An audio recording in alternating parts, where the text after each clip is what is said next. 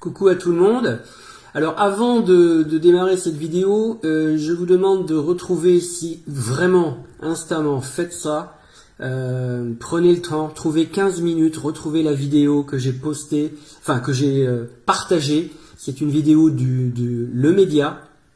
C'est très important que au moins 30 millions de gens le voient en France. Ça parle du journalisme qui est en train de mourir et il faut écouter les 15 minutes. Ça parle de Steve, ça parle surtout de Kindem Redouane et du traitement de l'information, comment il est en train de disparaître. Tout est organisé, tout est calculé, vous avez des noms, on retrouve des choses que je vous ai dit dans mes vidéos à mon petit niveau, mais on retrouve beaucoup de choses. Donc c'est 15 minutes qui résument énormément de choses. Voilà. Maintenant, petite vidéo pour vous dire que va y avoir un grand débat numéro 2. Voilà, cette petite vidéo, je vais la faire la plus courte possible. Donc ça veut dire que vous pouvez déjà vous prévoir, pas tout de suite, mais mettez-vous à 4 pattes. Hein, vous mettrez à 4 pattes vers le mois d'octobre. Et puis Macron, il est prêt. Par contre, c'est à vous d'acheter la vaseline vous-même. Hein, d'accord? Allez, je vous explique. Regardez tout ça. Voilà, et donc là, il commence une phrase en disant « Il a de la chance, ce gouvernement, d'avoir une opposition aussi faible et aussi peu d'accord. » Le gouvernement d'avoir une opposition comme ça à droite et à gauche, hein, ça facilite les choses. Alors quand même, quelle sera sa stratégie dans les mois qui viennent? C'est simple, continuer en fait la concertation ou entamer un nouveau chapitre, vous choisissez, et ce, dès la semaine prochaine, une concertation qui va inclure les Françaises, en tout cas ce qu'a annoncé la ministre de la Santé Agnès Buzyn ce matin. Nous avons besoin de parler avec les Français eux-mêmes pour qu'ils s'approprient la philosophie de cette réforme. Grand débat national pour les Français. En tous les cas, quelque chose qui s'apparente à un vrai dialogue direct avec les Français. Et j'engage tous les Français à regarder le rapport. Parce qu'il est très intéressant à lire, il est très simple à lire et on comprend la philosophie. Donc voilà, je crois que ce sera une discussion intéressante. C'est vraiment un débat de société très important.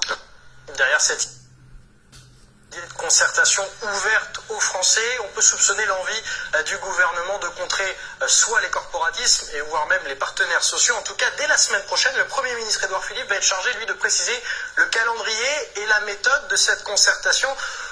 Alors, on y va directement.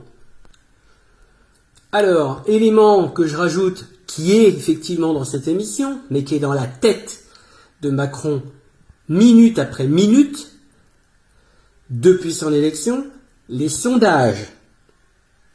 C'est les sondages qui donnent le cap, le rythme. Et tant que les médias n'ont pas amadoué, dompté, dressé l'opinion dans le sens le plus favorable, on gouverne à vue. Regardez.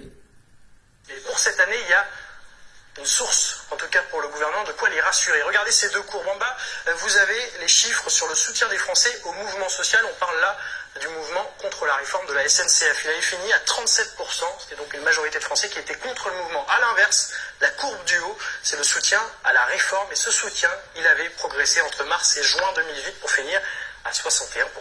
Alors j'imagine qu'au gouvernement, effectivement, on croise les doigts pour que la réforme des retraites ressemble à la réforme de la SNCF. Alors Et là, vous allez entendre effectivement un éditorialiste très bien placé, travaille au Parisien si je ne me trompe pas.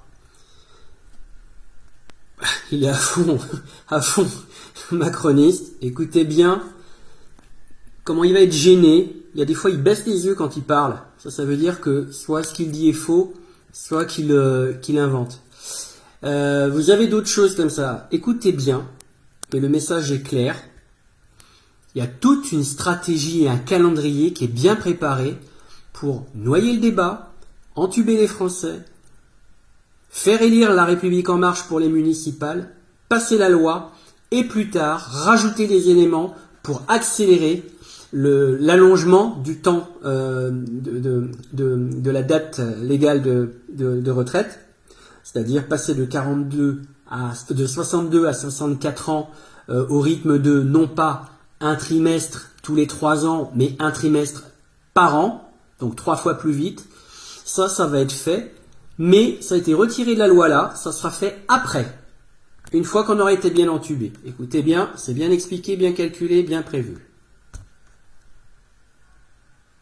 Entendu Agnès Buzyn, la ministre de la Santé, qui devra présenter ce projet de loi sur les retraites, dire que les Français seraient consultés, mais Yael Gauze, qui est toujours dans les coulisses, nous dit qu'elle est peut-être allée un petit peu vite en besogne. C'est un peu prématuré, c'est-à-dire qu'elle a parlé un peu vite d'après certaines sources gouvernementales. C'est jeudi qu'on aura les modalités, comme c'était très bien expliqué. Édouard Philippe va reprendre ça en main et dire comment faire. Mais effectivement, ça tâtonne un peu. Est-ce que c'est une consultation Internet ? Est-ce que c'est un grand débat comme on l'a déjà connu ? Est-ce que ce sont des jurys citoyens ?